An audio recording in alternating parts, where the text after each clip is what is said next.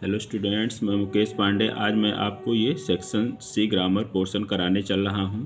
तो आइए शुरू करते हैं। Person who does not believe in the existence of God, उसे एथिस्ट कहते हैं। जो भगवान में विश्वास नहीं करता है वह नास्तिक होता है।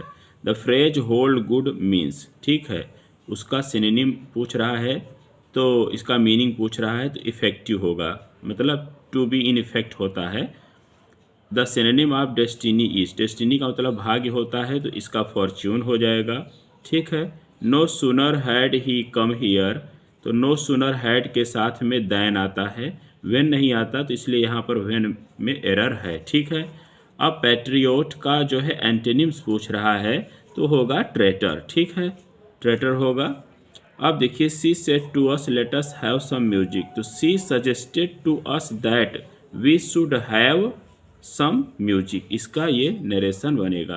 अब नेक्स्ट बनेगा कि father asked his son angrily why he had disturbed him in his sleep, फिर he ordered him to leave the room at once and not to go there again, ये होगा, ठीक। अब आइए यहाँ कॉम्प्लेक्स में आते हैं, तो ये बनेगा कि this is the safe where my mother keeps her ornaments, इस इतना बनेगा। अब इसका बनेगा कि a very healthy man who was blind came to me yesterday, या the very healthy man who was blind came to me yesterday, दोनों तरह से सही होगा।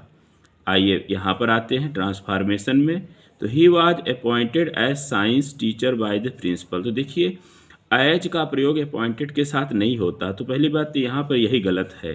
और दूसरी चीज़ कि हम इसका जो एक्टिव बनाएंगे वह यह बनेगा कि द प्रिंसिपल अपॉइंटेड हिम, ठीक है, साइंस टीचर। अब ए लगा सकते हैं जिनके कई पद होते हैं, तो इसमें ए लगा भी सकते हैं और नहीं लगाने पर भी यह शुद्ध होगा।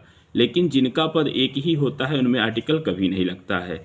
जैसे कि कोई अगर राजा बना रहा है, आपको मेयर बना रहा है, तो ये पद एक ही होता है, तो आप जो है उसके पहले नहीं लगाएंगे, और वैसे तो लगाना ही नहीं चाहिए, ठीक है। तो इसको आप इस प्रकार से बनाएंगे। अब she is too fat to run, तो ये बनेगा she is so fat that she can not run, ठीक। अब यहाँ आइए करेक्ट में, तो होगा कि he treated me as if I were a king, ठीक है।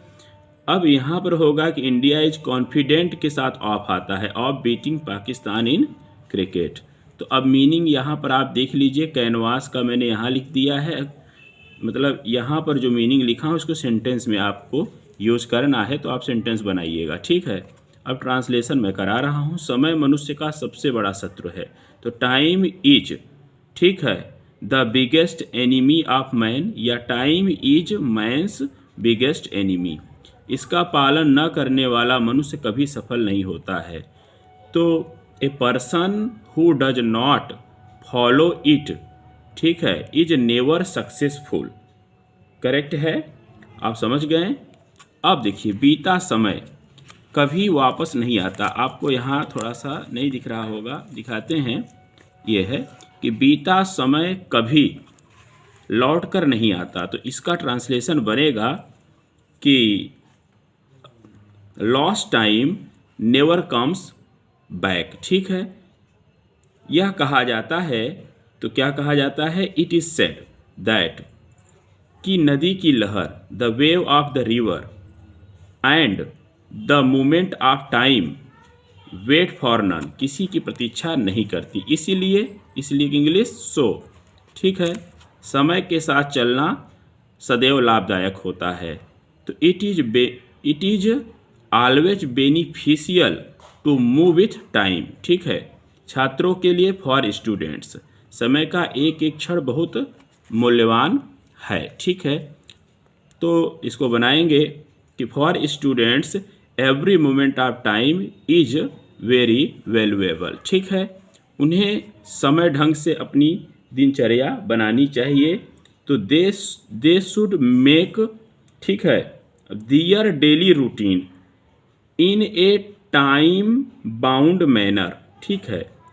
समय का पालन करने वाला व्यक्ति जीवन में कभी असफल नहीं होता। तो क्या है कि a person who follows time, ठीक है, नेवर फेल्स इन लाइफ। इसी के साथ मैं इस वीडियो को ओवर कर रहा हूँ। आप थोड़ा सा इसका ट्रांसलेशन को यहाँ पर देख लें, ठीक।